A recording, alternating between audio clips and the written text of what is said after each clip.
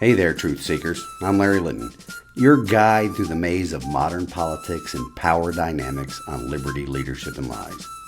Each episode will challenge the narratives, expose the lies, and celebrate the leaders who champion true liberty.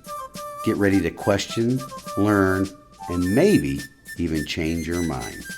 So let's dive into the truth together. Welcome to Season 5, ladies and gentlemen. It's great to be back at the microphone after such a long break. The Christmas and New Year's holiday was a great time spent with family and friends. No rest for the weary, though, because I hopped on a plane and headed out to Riverton, Wyoming on the 2nd of January, and then made my way up to Gillette for the greater part of last week. And then I made my way up here to Bowman, North Dakota last Thursday afternoon, and here in a little bit I'll be driving down to Casper, Wyoming, where I'll be releasing the show from. Later this afternoon, I will be making my way back down to Gillette for a few days before wrapping up this trip back where it all started, in Riverton. My bride and I, we successfully undecorated the house, both inside and out, by New Year's Day, except for the 2 Christmas trees in the house. Denise only takes those down on 3 Kings Day or Epiphany. Let me tell you though, the weather up here, it's been brutally cold since I arrived. Many days with snow as well. I think it snowed every single day that I've been here. There's only been one day where the temperature has not been sub-freezing since I touched down in Casper on the 2nd. Some days the snow has made the driving a bit sketchy, but not bad enough from keeping me heading out into the field and spending time with the guys. It also seems like my bride and the rest of Sevier County had to deal with some snow as well. While the people up here are used to it, I know it caused a lot of trouble back home. Well, that's enough for the update, so let's get on with the Season 5 opener, folks. The 114th General Assembly of Tennessee will be convening at noon tomorrow in Nashville. And the priority for these folks, at least for our non-conservative Governor Bill Lee and his henchmen of Senator Jack Johnson and Representative William Lambert, they appear to have the school stamp scheme as their priority so that they can rob the people of their liberty. Of course, these 3 and their big money out of state supporters have been really busy spreading lies about this piece of legislation that has the primary purpose of purchasing a legacy for the governor, using the taxpayers' money to do it as well. So for now, let's get on with this week's show and take a stand in the arena together as we dive into the tyranny that comes about when government institutes education vouchers or school stamps. Welcome to Liberty, Leadership, and Lies, the podcast where we unravel the complex web of politics, power, and deception. Each week, we dive into the stories behind the headlines, exploring how liberty is eroded and the selfishness of our political leaders, as well as the lies that shape our world. Join us as we dissect the truth from fiction by examining the tactics used by the new aristocracy, the political class, at the local, state, and national levels of government as we dare to challenge the status quo. Get ready for thought-provoking discussions, exclusive interviews, and a journey into the heart of what really drives our society. Liberty, Leadership, and Lies, where your understanding of the world begins to change. Tune in every Monday morning and prepare to see beyond the veil. All right, here we go. We're going to begin this segment discussing a bit of the history of school vouchers, or as we have come to call them here, school stamps. Thanks, Kelly. Like food stamps, it is a government entitlement program born on the backs of taxpayers to pay for something that is not a constitutional function of government. We'll discuss shortfalls with previous or current programs in other states and the ways in which school stamp programs erode liberty. The concept of school vouchers has been a contentious issue in education policy for more than half a century now.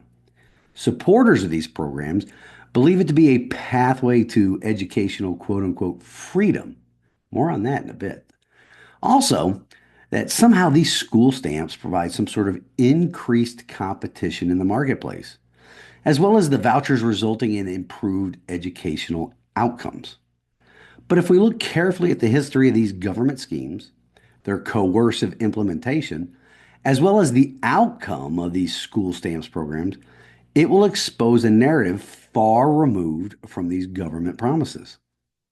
After all, somebody please name me a promise the government has made to the people over the past century that has worked to our benefit. More specifically, how it was beneficial to liberty and freedom. So, in this season five opener of the podcast, we will explore how school vouchers, rather than fostering improved educational standards and enhancing liberty, have often led to negative academic outcomes, increased social stratification, and a subtle erosion of the very freedoms they were meant to champion. Keep in mind the title of the legislation Governor Bill Lee and his mafia like lieutenants in the General Assembly, Jack Johnson, William Lambert, keep in mind what they have titled their school stamp scheme, the Education Freedom Act of 2025.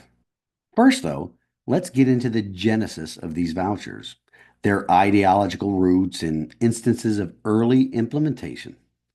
The modern idea of school vouchers can be traced back to Milton Friedman's 1955 essay, The Role of Government in Education, where he proposed vouchers as a means to introduce market principles into education, thereby increasing parental choice and school efficiency.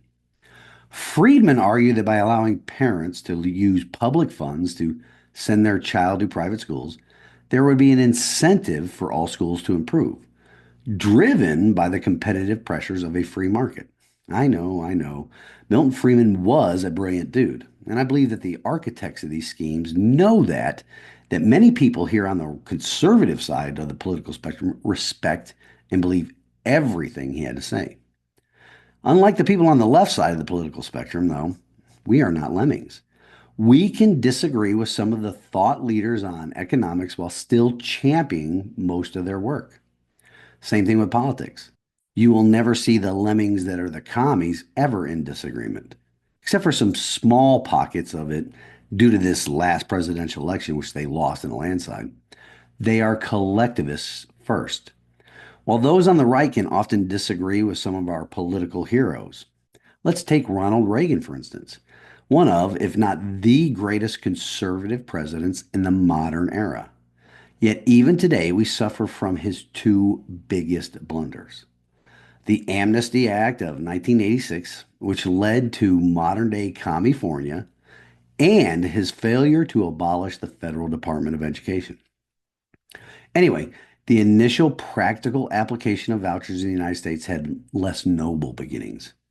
In the 1950s, following the Supreme Court's decision in Brown versus Board of Education, some southern states implemented voucher systems as a mean to circumvent desegregation.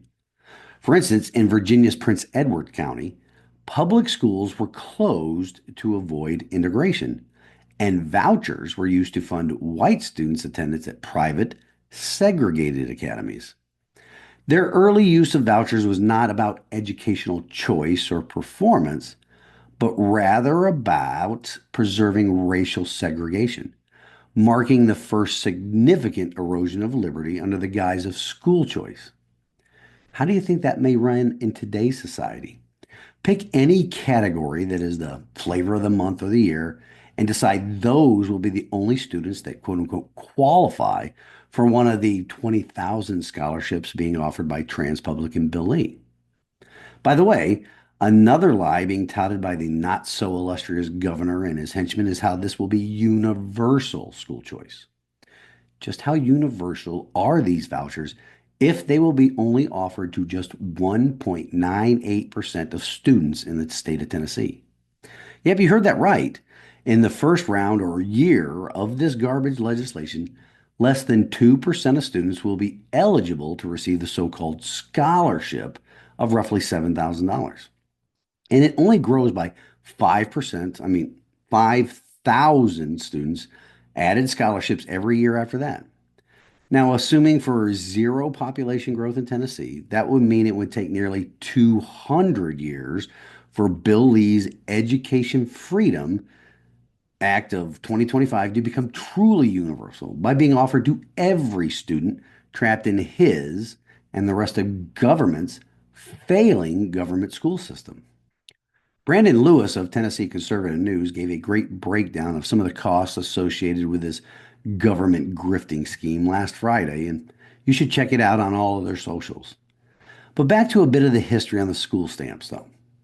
Over the decades, voucher programs evolved, not just in scale, but also in their justification. By the 1990s and early 2000s, the rhetoric had shifted towards improving academic outcomes, particularly for disadvantaged students. Programs like Milwaukee's Parental Choice Program in 1990, the first of its kind in modern times, were launched with the promise of lifting educational quality through competition.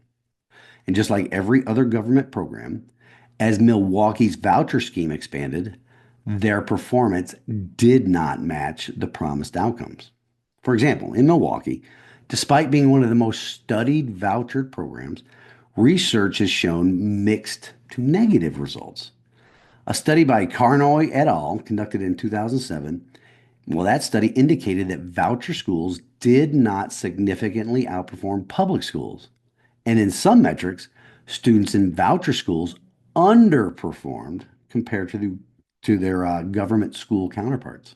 The promise of competition leading to better government school performance was largely unfulfilled, no surprise, and with no consistent evidence of systemic improvement in the Milwaukee public schools due to these voucher competitions lies. Here in Tennessee, House Speaker Cameron Sexton is touting some other study that does show a slight increase in performance by students using the ESA system currently in place. But let me remind you folks, free market competition does result in better outcomes. Government imposed competition almost always does not. Additionally, private schools and homeschoolers that accept these vouchers are tied to testing and other government school regulations that will then turn them into de facto extensions of the government school systems they will be supposedly competing with. We've discussed in previous episodes the competition aspect of education and how it is hard to compete against something, what is known as quote unquote free education. The free aspect of government education is an illusion because there are always costs associated with anything the government does. The first cost, of course, is monetary because schools are funded through taxes, property taxes being one of them, which means that everybody in the state pays for schools even if they don't have any children in them. But more importantly, and this is what they're trying to get at, is the opportunity cost that isn't realized until much later in the child's life.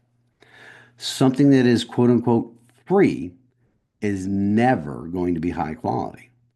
What these school stamps will ultimately end up doing, with its testing requirements and other reporting regulations, is the same thing that already happened to government schools. Now, moving on though, more recent voucher expansions in Louisiana and Indiana have provided some of the most compelling data against the government claims about the effectiveness of these vouchers. Studies, including those cited in posts on X and by the Economic Policy Institute, have consistently shown negative impacts on student achievement. In Louisiana, voucher students saw test scores drop dramatically in both math and reading, with effects as large as negative zero point 0.4 standard deviation, which represents a significant academic regression. Another critical issue with voucher programs has been the accountability and transparency of private schools receiving public funds. Unlike public schools, private institutions under voucher schemes often operate with less oversight. Speaking of which, there's very little oversight at the government level of the management of this proposed program here in Tennessee. And what we can learn by past government programs with little to no oversight, well, that often leads to an increase in the size and scope of the program, and that's all funded by the taxpayers. As I mentioned in the season finale, the not so craftily hidden cost of this current overreach scheme in the first year alone is more than $400 million. That will grow considerably. Why do you think there are so many think tanks and out of state organizations dumping huge sums of money into not only getting the right politician elected, but also with the advertising and support of this bill? Someone associated with those think tanks and outside organizations are betting on a windfall of government money, which is our money. We also cannot leave out the history of the voucher scheme's fiscal impacts. Never forget that the government does not spend what it does not first take from us, the taxpayers. Initially, government schools, which serve the majority of students, they will see their budgets squeezed as funds are redirected to private schools. This is particularly harmful in areas where public schools are already underfunded. The fiscal externality of vouchers, as described by the studies from the Economic Policy Institute, often results in a net loss for public education systems, with Cleveland being a notable example where public schools faced significant funding cuts. Something else to consider, and which has been proven time and again with any government program, while vouchers were intended to offer choice, they've often led to increased socioeconomic and racial segregation. Here in the US, states like Indiana have seen vouchers disproportionately benefit higher income white families, further segregating education along economic and racial lines. Now let's get into the freedom or liberty aspect of this attempt by Tennessee Governor Bill Lee to purchase a legacy with the taxpayers' money at the behest of globalist organizations. Consider the artful lie of the bill's title, the Education Freedom Act of 2025. Along with other voucher schemes before it in other states and countries, it is ironic that what was supposed to enhance liberty has, in many ways, undermined it. Consider the words used by the globalist Bill Lee and his cohorts in their attempt to sell this bill to Tennesseans by stating that the government is now going to provide parents a quote unquote choice, freedom of choice. The choice is often illusory for many families due to caps on voucher amounts, which do not cover full tuition at many private schools, or because private schools can selectively admit students, leaving out those with special needs or certain backgrounds. We're going to take a quick break right here and pick up the rest of this on the other side. Stick with me because I'm going to be right back.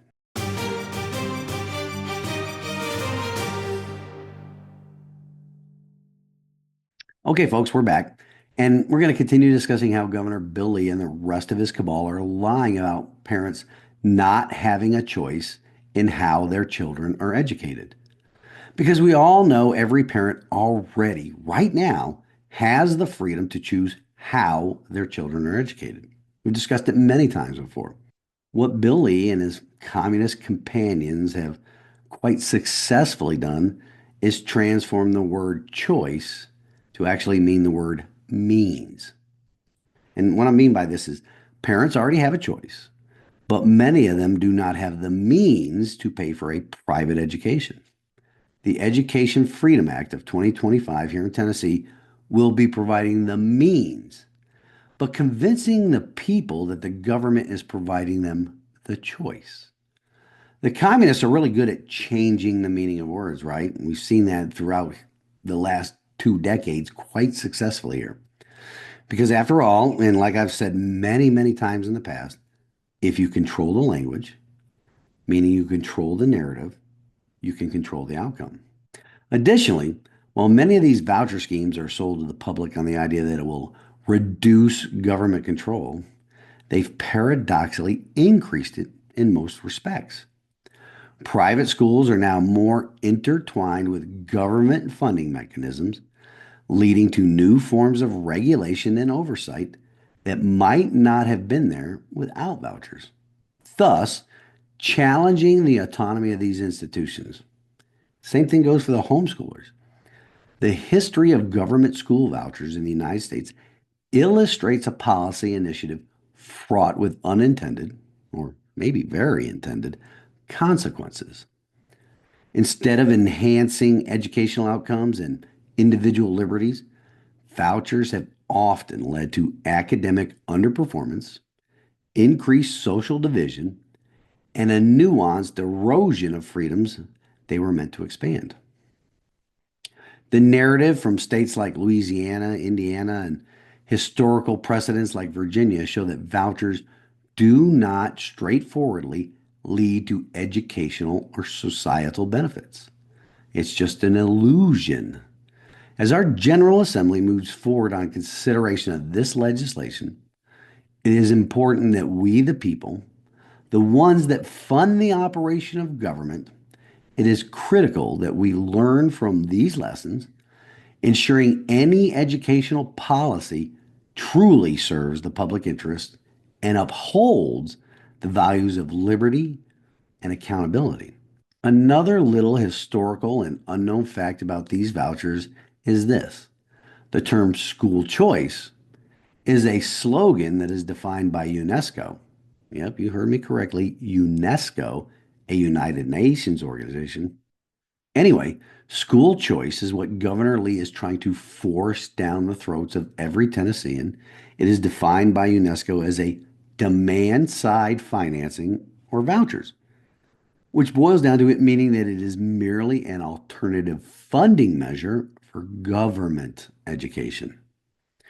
One description of school choice that I find completely accurate is this quote, "It is a scam to keep us paying taxes on our property and enticing hapless homeschoolers into a new, shiny, gilded cage of strings attached monies." Unquote.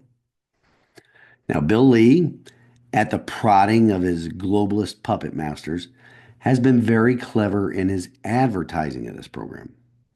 The clever lies start with the bill's title. The cleverness continues in that this additional government program is being touted as freedom. Well, freedom, ladies and gentlemen, is a lack of government involvement, not more of it. It is time for everybody to do their homework and look into what organizations are pushing this bill, along with the people that lead these organizations. Here are some names I think you need to look up. The first one is Aaron Gulbranson. He's one of the biggest cheerleaders of the establishment Transpublicans here in Tennessee. You will notice some character flaws when you look into him. Now, don't get me wrong, we are all sinners saved by God's grace, but this guy worked hard, continues to work hard, to support the globalists serving in the Tennessee General Assembly. No, I made my mistakes in my youth, and I strive to live like my Lord and Savior calls me to, calling out evil wherever it is.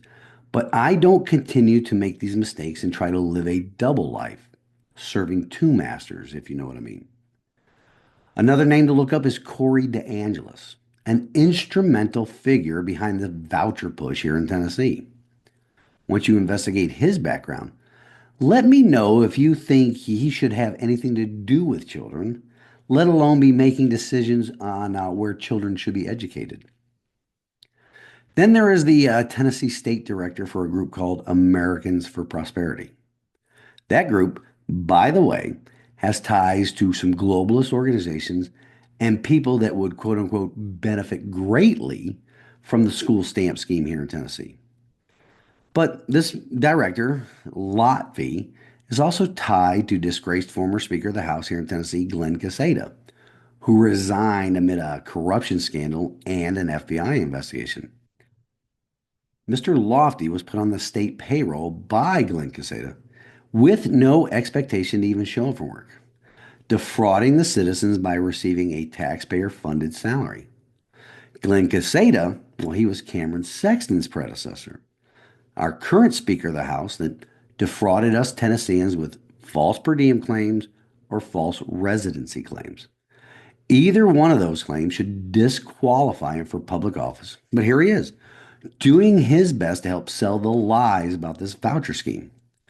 He was caught lying about the first iteration of the scholarship scheme here in Tennessee by falsely claiming how it had led to improved academic scores by students that received their vouchers.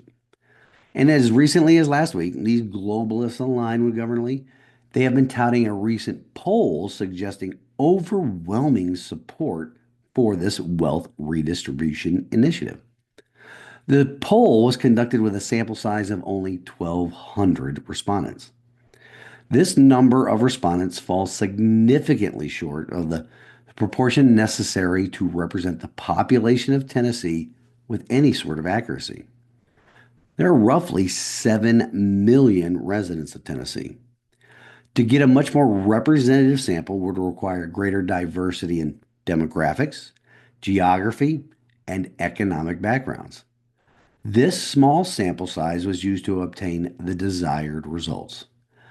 Data that would allow these liberty robbing transpublicans to control the language and control the narrative. Questions in the poll itself were designed to get the needed results. For example, one question asked the respondents if they were in favor of, quote, expanding educational choice to all families across Tennessee, unquote. That is very vague and misleading, and it noticeably left out the word voucher. As we discussed earlier, this bill would not expand this quote unquote choice to all families, but a mere 1.98% of students. Not even close to universal at all, right? And by leaving out the term voucher, which is a very politically charged word, the poll downplayed potential opposition from respondents that would correctly associate vouchers with diverting funds from public schools. This bit of history about education vouchers and the lies being spun by the globalist transpublicans in Tennessee has led me to issue this call to action. I'm putting the contact information for House District 12 Representative Fred Ashley on the screen for my listeners that live in his district to call or email him and ask that he ensure this bill is killed. Also shown is House District 17's rep, Andrew Farmer. I'm also putting up State Senate District 8 Senator Jesse Seals' information and State Senate District 9 Senator Steve Sutherland's information. Those four representatives cover Sevier County. If you do not live in Sevier County, visit the General Assembly's website at Capitol, that's Capitol with an OL, capitol.tn.gov, so you can get your elected representatives' contact information. Do it today. Do it often. For the Sevier County audio-only audience on Spotify or Apple or whatever platform you're listening on, State Representative Fred Ashley's office phone number is 615-741-5981. Again, that is 615-741-5981. His email address is rep.fred.atchley, A-T-C-H-L-E-Y, at Capitol, again, that's Capitol with an O-L, at capitol.tn.gov. Speaking of Fred, he put out some social media advertisements on Instagram and Facebook asking for his constituents' thoughts about the voucher bill. Judging by the responses, I would say that more than 99% of the people commenting on his ad and post are not in favor of the scheme. It will bear watching how he votes. Watch him quite closely, folks. Mark my words. Continuing with the contact info, though. Representative Andrew Farmer's office phone number is 615-741-4419. Again, that is 615-741-4419. His email address is rep.andrew.farmer@capitol.tn.gov. State Senator Jesse Seals' office number is 615-741-2061. Again, that is 615-741-2061. His office email address is sen.jesse, Jessie, .seal@capitol.tn.gov. I think we can safely assume how he will vote because he was one of those out-of-state money recipients that proved to get him over the finish line and got him elected over the staunch conservative Frank Nicely in last year's primaries. Senator Steve Sutherland's office number is 615-741-3851. Again, that is 615-741-3851. His email address is sen.steve.sutherland@capitol.tn.gov. So email and call your reps, folks. We need to stop this government overreach and redistribution of taxpayer money that will not deliver what the political class is advertising. Thank you all for joining me on this season 5 opening episode. If you are a new listener and enjoyed the content, please share it on your social media accounts and with your phone and email contacts. For the returning listeners, I'm truly humbled by your choice to stick with the show. If you're watching this on Rumble, please give the show a thumbs up. You won't be able to find the show on YouTube for a while because I was put in YouTube jail for 90 days after my last episode that shared actual facts about the jab. Oh well, it is what it is, and I'm thankful for platforms like Rumble that do not suppress free speech. If you're an audio listener, please give the show a review on whatever platform you are listening to it on. And with that, I'm going to take a break right here and come back for the closing in God's Word. So stick with me, and I'll be right back.